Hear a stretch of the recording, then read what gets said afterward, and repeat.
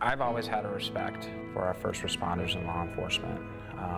It's definitely one segment of the population who chooses on a daily basis to make my safety their first priority.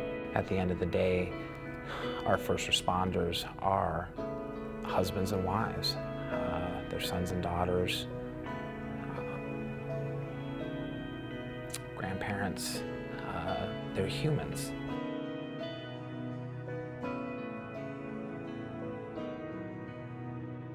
We walk into situations that a lot of people aren't put into, during the day.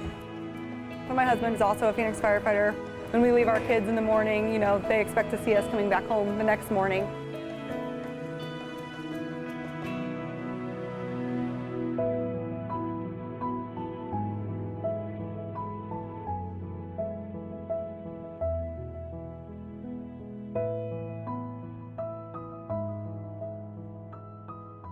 We have an inherently dangerous job, and sometimes it's pretty stressful to make sure that we're able to go home to our 3 kids. My name is Thomas Yoxall. On January 12th of this year, I was involved in a critical incident, and in that incident, I discharged my firearm, killing a suspect who was attacking and attempting to kill Arizona State Trooper Edward Anderson. Yeah, a DPS trooper has been shot on I-10. One of 2 people just rushed to the hospital. Police say a suspect shot a state trooper who had stopped to investigate a car crash.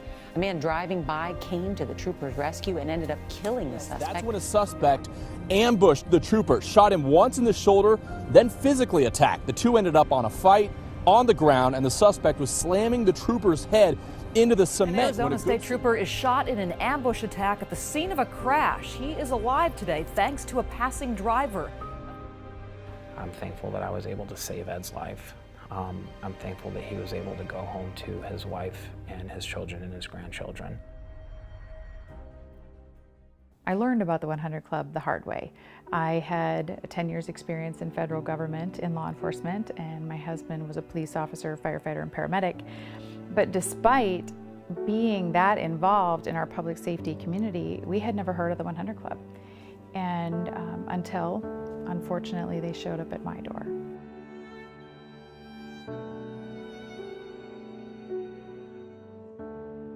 It was just a normal day in our house, and the kids were almost 3 and almost 5, my daughter Addie and my son Justice.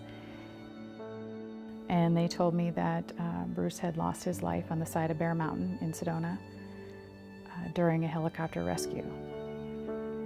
He was struck by the helicopter rotor blade. Well, life obviously changed.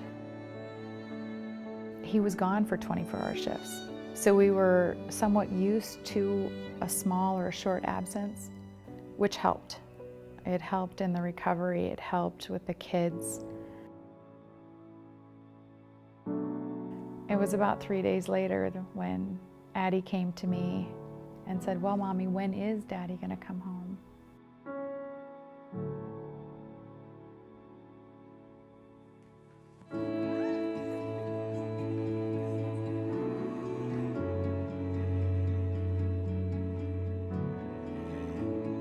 I remember saying, geez, I really wish that you can pick up a little ADOT work or something, just a little extra help. He looked at me and he said, I would do that, but it would take away from time with my kids. And I'm really glad I never pushed that, because knowing he had so little time left. So, overtime's good, but time with your family is better.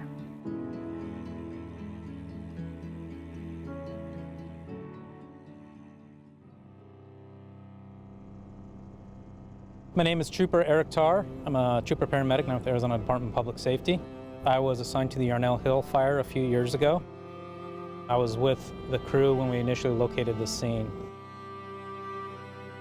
I arrived on scene. I was able to confirm, unfortunately, there were 19 fatalities. So I turned from the top of the ridge and started flying a direct line to that safe house. And we were about halfway down, and Eric says, I got shelters.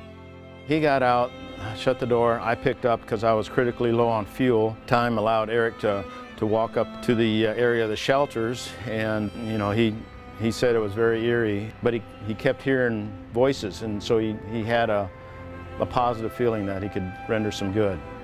Well, come to find out, it was portable radios that were still working. While he was there, he went around and he confirmed 19 fatalities. That's my job. I'm a paramedic. My job is to help people, not recover bodies. You look at Yarnell 19, you look at Bruce. Every time something like this happens, it leaves behind not just them, but a trail of family members, a trail of friends, and it leaves a hole in everybody's heart. I was very fortunate that day to be able to help and assist and save one of my heroes. And that's how I look at first responders. They're vulnerable, they hurt, they bleed, and unfortunately sometimes they need us to cover their six. And so I'll always be grateful that I had the opportunity to do that. What an honor it is to be able to show up in someone's time of need and say, hey, I know you don't want this because everybody's so full of pride and you don't need it and you would never ask for it. But that's why we're here. And that's what we love to do. And that's what the community wants us to do. Because we can only do this because the community asks us, hey, we're going to make this donation to you. Do something good with it.